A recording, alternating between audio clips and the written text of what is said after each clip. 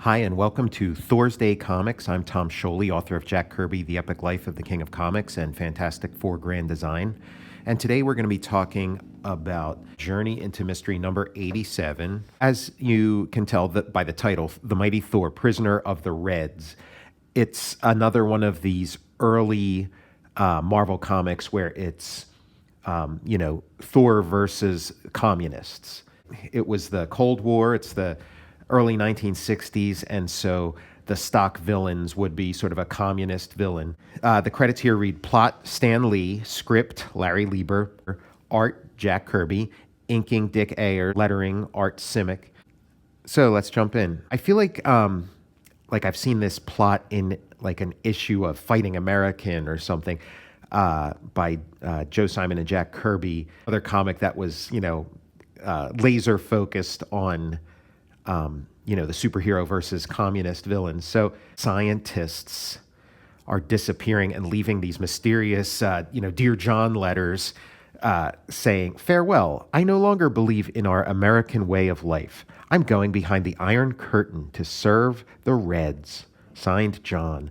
And it becomes sort of a news story. These guys keep disappearing. And of course, you smell a rat. There's something about these letters that seem, less than sincere. And so here's Jane Foster daydreaming about Thor. Gosh, I wonder if he ever catches cold. Who? I like that little trick there, the sort of thought balloon as a literal pictorial element. You see a picture of Thor to sort of give you the context for that joke.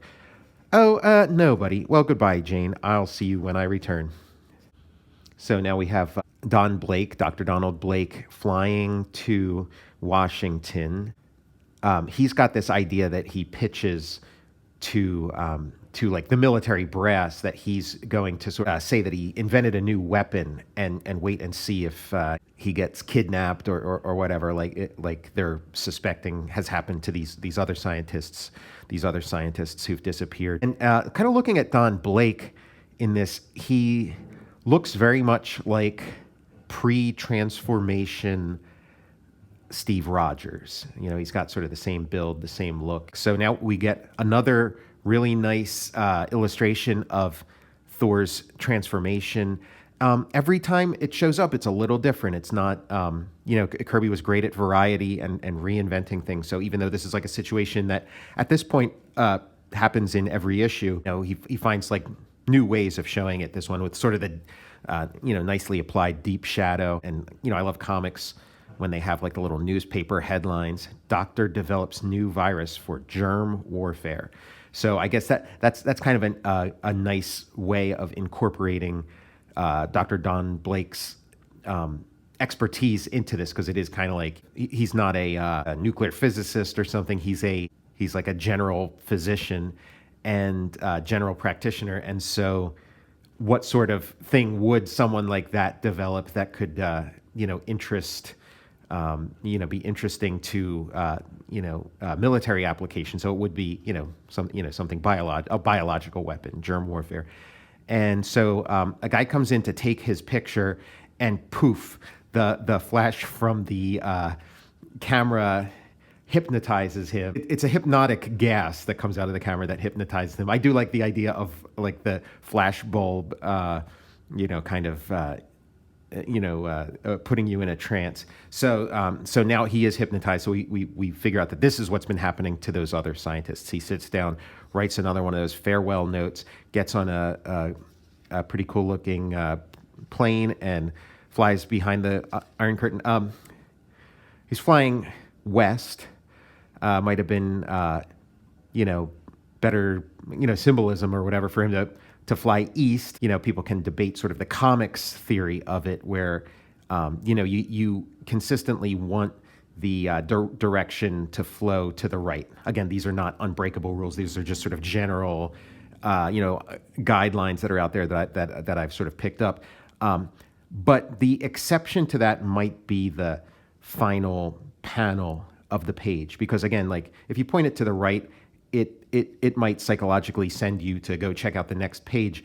But there's also the balancing elements of a page. So everything's pointing you to the right and down, to the right and down. And then maybe it's a good idea to, on that final panel, just kind of push back a little, just to sort of let you get a last look at what's going on in the page.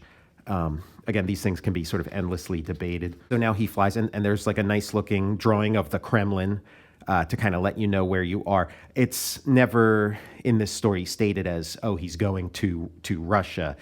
It's just sort of, just referred to as, oh, we're going to see the commies and the Reds, and they talk about the hammer and sickle, but they don't specifically call out an actual country. But you can sort of read between the lines when you see a drawing of the Kremlin. Wakes up in a prison with all the other scientists. He just needs to figure out a way to get to be by himself to activate his transformation. And pretty soon they start splitting up the prisoners.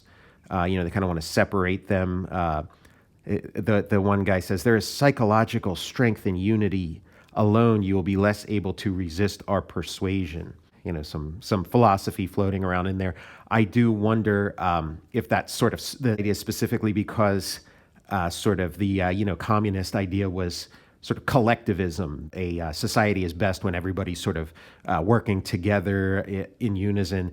And I wonder if that was sort of a way of having the character speak and think in a way that's consistent with sort of the ideology or Jack Kirby and Stan Lee's and Larry Lieber's understanding of an ideology, or if because there's sort of the idea that communism is sort of a collective thing, and it's about everybody working together and collaboration, and then everybody's an equal, but then there's also sort of the counterbalancing American idea of hey, we're a democracy and we're all in this together and everybody has their say and we don't have kings, we don't have queens, we're all equals and stuff. So could pretty much go either way. Don Blake takes advantage of the moment, turns into Thor. We still have that long Thor hammer, which again, like the balance and the design seems a little off, but it's probably just because we're so accustomed to seeing, the classic hammer with like a shorter handle. We get one of those like Jack Kirby whirling dervish drawings, the human top. We've sort of seen it like for pretty much his whole career. And so then these guys show up and they see him with his hammer, and it's kind of a fun little bit. I have to assume it's, Stan Lee or Larry Lieber. But again, I don't want to just jump to that conclusion. Maybe the joke was Jack's idea, but that they see this guy with a hammer and they're like, wait a second, a hammer? Our symbol is the hammer and sickle. Maybe this guy is, a super communist or something. Maybe this guy is, one of ours. He carries a hammer like our hammer and sickle emblem. Is he one of us? Fool, he is the one the Western world calls Thor, the thunder god. He is our enemy. Stop him. And so then he does another new trick where, and a very Superman style trick where he rubs the hammer very fast and creates friction, and it emits sparks that blind these guys. That's a very Superman thing. I mean, the number of times Superman rubs his hands together or rubs something fast to create some sort of like electrical or magnetic effect. It's beyond the point of parody at this point. And so, Thor's rushing through, passing through an electric eye beam, activates a trapdoor, falls into a pool full of sharks, whirls his hammer and disperses them with a massive whirlpool and climbs out. Now, this is like a stock situation that you would see in a comic story, in like a Flash Gordon story, in a serial, in sort of like a movie serial. Such a stock situation, but I mean, man, I don't know that I've seen it, drawn and paced with such kind of intensity and rollicking fun. I mean, this sort of Dutch angle as he's falling down just kind of looks really great. And then he goes in a shark pit, and it's not just one shark. It's a bunch of sharks, at various angles. This shark is like making a pretty wild face. Just, man, there's so much fun going on in that drawing. It's just such a fun drawing. And then they don't have a chance against Thor. He dispatches them pretty quick. It's nice, these early Thor stories, because for most of Kirby's run on the character, Thor's part of an anthology. He doesn't take up the entire comic. So they're sort of, shorter than book length comic stories. So they have like a momentum to them, an action. And his climbing out there is like just a really nice panel. You sort of see the effort and the water, and now we get sort of like a first person shooter angle here, where you could sort of imagine the Thor video game where you're kind of like seeing past his helmet and his wings. Take another step, I'll throw this switch, smashing the entire dungeon area. Your choice is simple. Either you surrender or they all die. I can't let those innocent men be harmed. I must do what he says. So he, sort of submits himself. He's locked up in a Kirby comic. You're not going to have a guy just bound up in ordinary chains. They're going to be some kind of cool sort of sci-fi chains almost.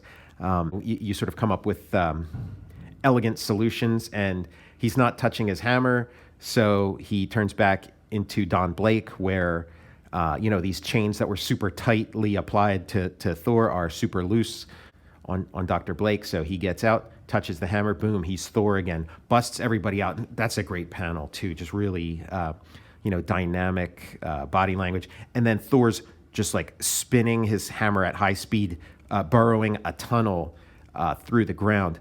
And, we get to those sort of, Marvel Comics self-commentary kind of things. Look how fast he's digging. It's scientifically impossible. His power comes from a source beyond science. It is the power of a Norse god. It's that thing of just like, you comment on the impossibility of the situation, sort of let the audience know that you're in on it too, but it's like, hey, this is willing suspension of disbelief. We're all having fun here, so enjoy the ride. It also makes me think like, we sort of have this Thor again as sort of like a representation of the West, a representation of America, and at least in these early stories where he's pitted against communist foes.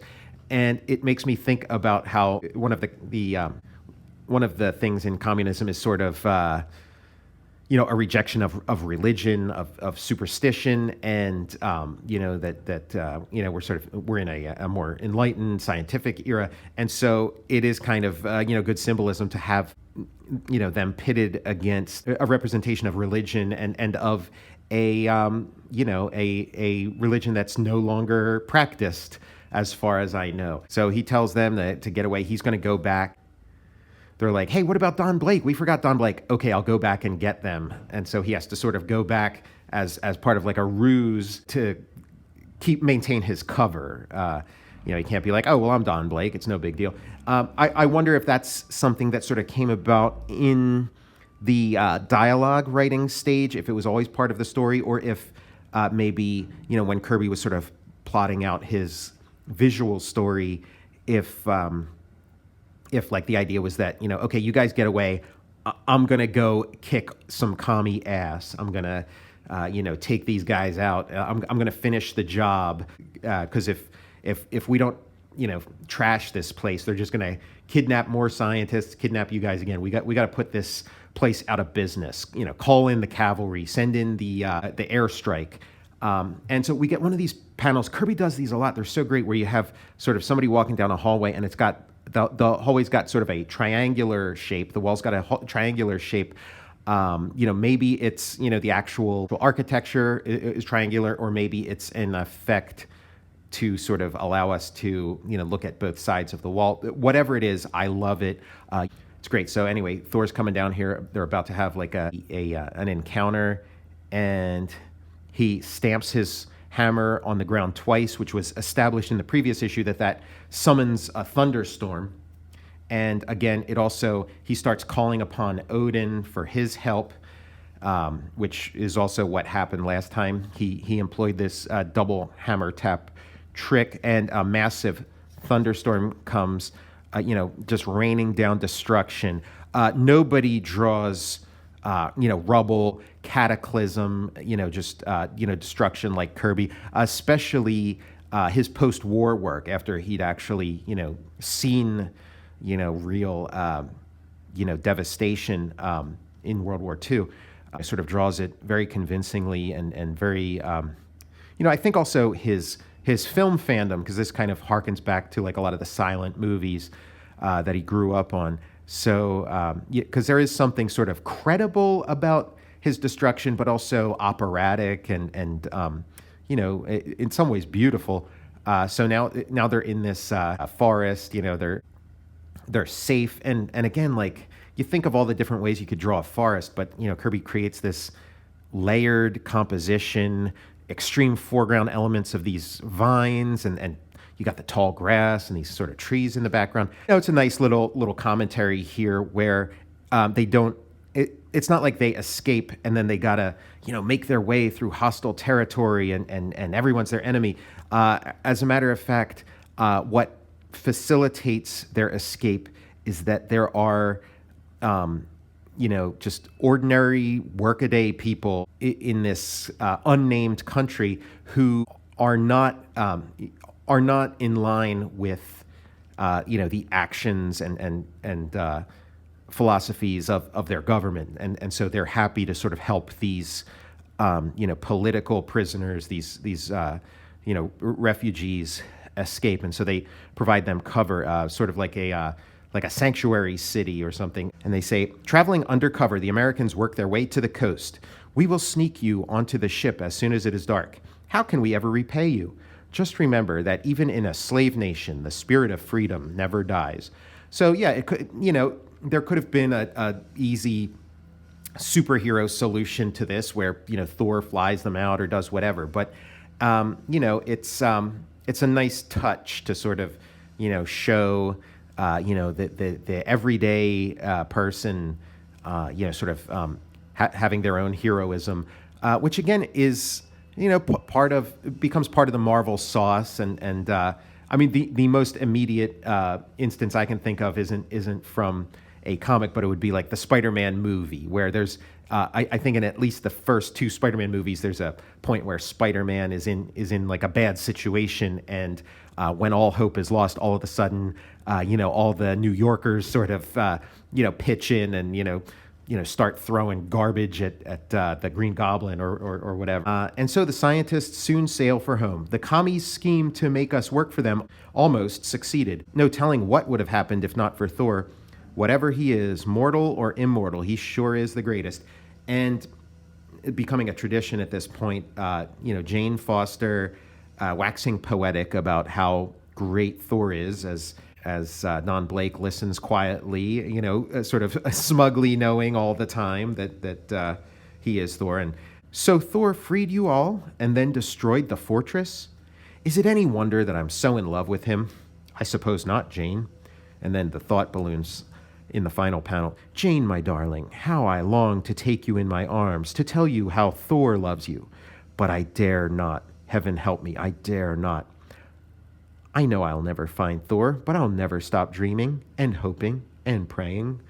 And so this story, this ongoing romantic soap opera subplot will continue and reaches something of a resolution, before Kirby's done with the series, and then she sort of makes another appearance, and then in the post-Kirby era, all the way up to today, this Jane Foster character remains woven into the fabric of Thor, and of course in the movies. For a really long time, she was just completely gone from the series, and sort of regarded as sort of like a lesser character, or regarded as sort of a relic of like an earlier era when Thor was. When the comic was sort of finding its legs and trying a bunch of things and relying on some stock situations like the sort of Superman situation. And she was replaced as Thor's primary love interest with Sif.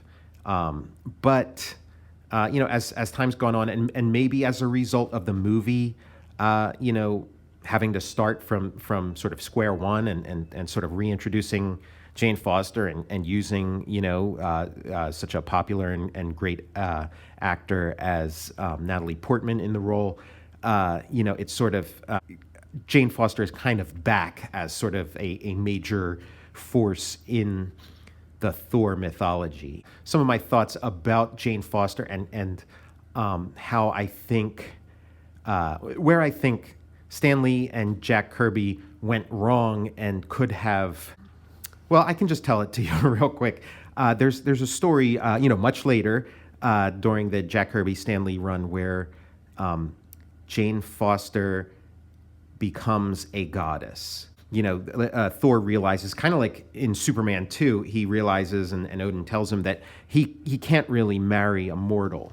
It just can't be, gods can't marry mortals. So if you want to marry Jane Foster, she has to become a goddess. And so Odin turns her into a goddess. And it was kind of, this story was sort of a way of addressing that the Thor story had sort of grown out of, had sort of evolved out of that, Superman setup, that Thor had kind of become this like mythological, like he fully, embraced the sort of mythological side of things. And so the idea of him sort of being a doctor with a nurse and all that kind of stuff, the comic had sort of outgrown that. So what Kirby and Stan Lee did was they got rid of Jane Foster and replaced her with Sif, who's Thor's wife in the Norse mythology. But I feel like there was a more elegant solution that they missed, that they didn't go with, that I think they should have, is when Odin makes Jane Foster into a goddess, it becomes sort of a fish out of water story, and she gets in these situations that she's just not psychologically prepared for, even though she has the powers of a goddess. And by the end of it, she runs away screaming, like the end of a Munsters episode or something. She's like, "Get me out of here. This Asgard place is nuts. I don't want anything to do with any of this." And so then, she's written out of the story, and Sif is like immediately introduced as like, here, you can cry on my shoulders, Thor. And I felt like what they should have done is sort of, done that story exactly as it was, but at the end, have her sort of take a moment, catch her breath, and be like, "No, you know what, Thor, I love you, and I'm going to make this work." And then the story would have had a nice sort of ongoing subplot of Jane Foster learning to be a goddess, getting the hang of her powers. I feel like that could have really given the series a jolt and been satisfying for long-term readers and the long-term story, that this sort of romantic subplot with Jane Foster wasn't just, going nowhere. Anyway, what might have been, that would be my, if I ever do like a Thor grand design or whatever, that's going to happen in mine. Like Jane Foster is going to stay on as a goddess. Thank you for joining me for this edition of THORsday Comics. See you next THORsday.